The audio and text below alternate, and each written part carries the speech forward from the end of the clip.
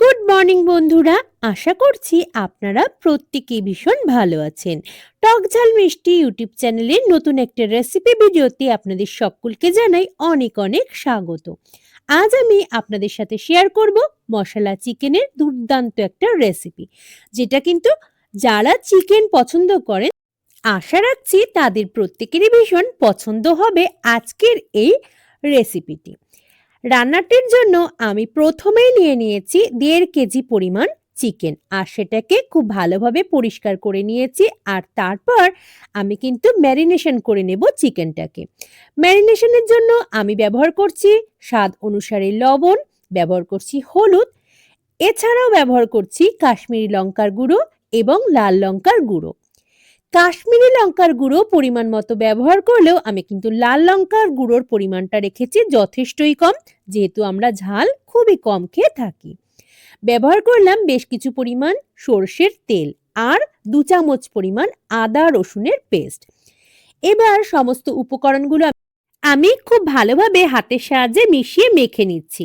এভাবে ম্যারিনেশন করে আমি কিন্তু ঘন্টা 2 সময়ের জন্য রেখে দেব।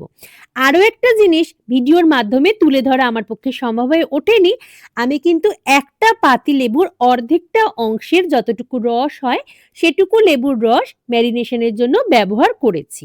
এতে করে চিকেনটা অনেক বেশি নরম হয়ে যাবে, যেহেতু আমি বেশ কিছু সময় ম্যারিনেশনে রাখবো।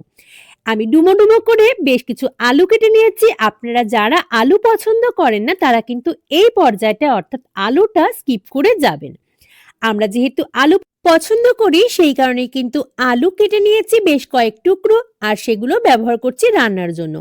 আলুটা ভাজবার জন্য সামান্য পরিমাণ লবণ এবং হলুদ দিয়ে নাড়াচাড়া করে আলুগুলোকে একটু কড়া করেই আমি ভেজে তুলে নেব। আলুগুলোকে বেশ কিছু সময়ের জন্য ভালোভাবে ভেজে নিয়েছি, আর এবার তেল ঝরিয়ে তুলে নেওয়ার পালা। রান্নাটার অন্যান্য অনেক কিছু উপকরণ লাগবে, সেগুলো চলুন এক ঝলকে দেখিয়ে দিই আপনাদের। আমি একটা গোটা রসুন নিয়েছি, যেটাকে থেতো করে নিয়েছি। আদা নিয়েছি 3 চামচ পরিমাণ। নিয়েছি 2টো বড় মাপের টমেটো, সেটাকেও কিন্তু বড় বড় টুকরো আকারে কেটে নিয়েছি। আপনারা চাইলে পেস্টও ব্যবহার করতে পারেন। নিয়েছি 250 গ্রাম পরিমাণ পেঁয়াজ, সেটাকে লম্বা লম্বা আকারে বেশ কিছুটা কেটে নিয়েছি। আর 100 গ্রাম পরিমাণ পেঁয়াজ, সেটাকে আমি বেটে নিয়েছি আলাদা করে। তেলের মধ্যে ফোড়ন হিসেবে দিয়ে দিলাম 2টো গোটা শুকনো লঙ্কা, গোটা জিরে এবং গোটা গরম মশলা। প্রথমে ফোড়নটাকে একটু অল্প সময়ের জন্য ভালোভাবে ভেজে নিচ্ছি, আর তারপর দিয়ে দেবো এর মধ্যে থেতো করা রসুন।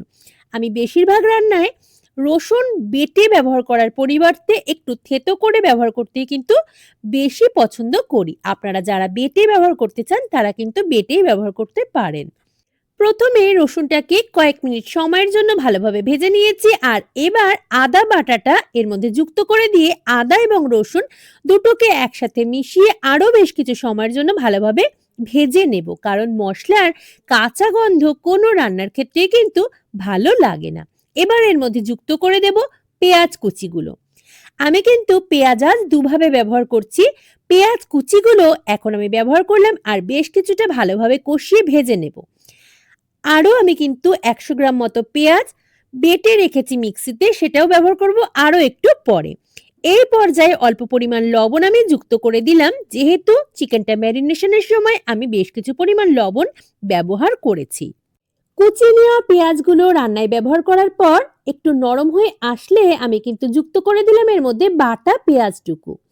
এবার আরও একবার খুন্তির সাহায্যে বাকি মশলাগুলোর সাথে খুব ভালোভাবে নাড়িয়ে চাড়িয়ে মিশিয়ে নিচ্ছি। এর মধ্যে যুক্ত করে দেব 2 চামচ পরিমাণ ধনে গুঁড়ো। আমি কাঁচা ধনে গুঁড়ো, কাঁচা জিরে গুঁড়ো এগুলো ব্যবহার করছি, তাই আমাকে এই মশলাগুলোও কিন্তু বেশ কিছু সময় ধরে কষিয়ে নিতে হবে, যাতে মশলার কাঁচা গন্ধ রান্নার মধ্যে না থেকে যায়। চিকেনটা ম্যারিনেশনের জন্য আমি কিন্তু লঙ্কার গুঁড়ো ব্যবহার করেছিলাম লবণও, সাথে হলুদ তো ব্যবহার করেইছিলাম। সেই কারণে এখন আমি আরও একটু কাশ্মীরি লঙ্কার গুঁড়ো অ্যাড করে দিলাম শুধুমাত্র রঙের জন্য। আমি কিন্তু লাল লঙ্কার গুঁড়ো এই পর্যায়ে আর যুক্ত করিনি। সামান্য পরিমাণ হলুদও দিয়ে দিলাম, আর আরও একবার নাড়িয়ে চাড়িয়ে বেশ কিছু সময়ের জন্য কষিয়ে নেব। বেশ কিছু সময়ের জন্য সমস্ত মশলাগুলোকেই আমি কষিয়ে নিয়েছি আর সমস্ত মশলাগুলোই কিন্তু ভালোভাবে ভাজা হয়ে এসেছে। এই পর্যায়ে আমি টুকরো করে রাখা টমেটো কুচিগুলো অ্যাড করে দিলাম। আপনারা যারা বাটা টমেটো বা টমেটো পিউরি ব্যবহার করতে চান তারা কিন্তু সেটাও যুক্ত করে দেবেন এই পর্যায়ে এসে।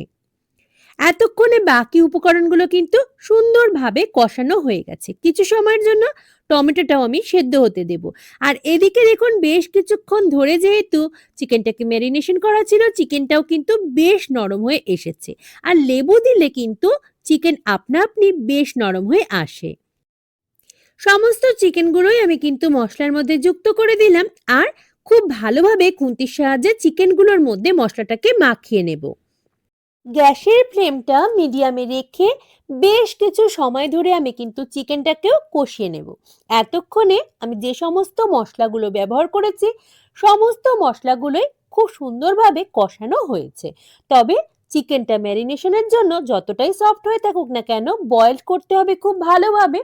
তাই জল ব্যবহারের আগে বেশ কিছু সময় ধরে অন্তত মিনিট 15 সময় ধরে আমি একেবারে মৃদু আঁচে কষিয়ে নেব চিকেনটাকে। এই সময় আপনারা চাইলে কোনো ঢাকনা ব্যবহার করেও কষাতে পারেন। আমি কোনো ঢাকনা ব্যবহার করছি না। আর আগে থেকে ভেজে তুলে রাখা আলুগুলো আমি যুক্ত করে দিলাম।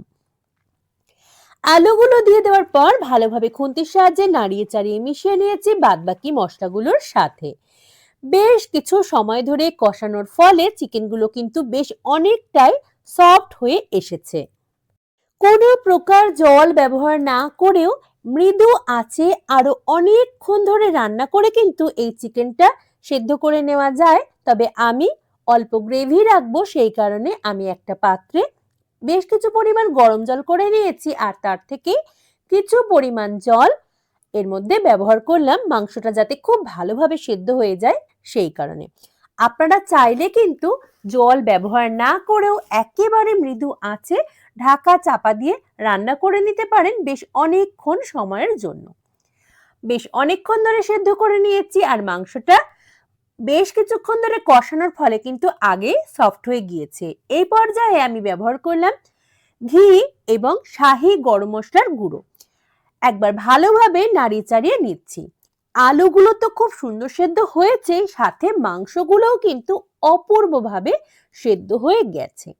কেমন লাগলো আজকের রেসিপিটি অবশ্যই জানাবেন শেয়ার করে। যদি ভালো লাগে লাইক কমেন্ট করতে ভুলবেন না। আর যারা প্রথমবার দেখছেন টক ঝাল মিষ্টি ইউটিউব চ্যানেলটিকে আমি অনুরোধ করব সাবস্ক্রাইব করে পাশে থাকবেন আমার। আন্তরিকভাবে ধন্যবাদ জানাই আমার সকল বন্ধুদের।